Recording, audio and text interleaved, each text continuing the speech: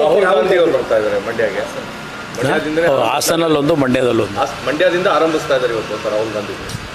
ರಾಹುಲ್ ಗಾಂಧಿಯವರು ಬಂದು ಒಂದು 3/4 ಗಂಟೆ ಭಾಷಣ ಮಾಡಿ ಹೋಗೋದ್ರಿಂದ ಮಂಡ್ಯ ಜಿಲ್ಲೆಯ ಜನತೆಯ ಮೇಲೆ ಯಾವುದೇ ಪರಿಣಾಮ, ಕೋಲಾರದಲ್ಲೂ ಅಷ್ಟೇ ಮಂಡ್ಯದಲ್ಲೂ ಅಷ್ಟೇ ಯಾವುದೇ ರೀತಿಯ ಪರಿಣಾಮಗಳು ಬೀರೋದಿಲ್ಲ.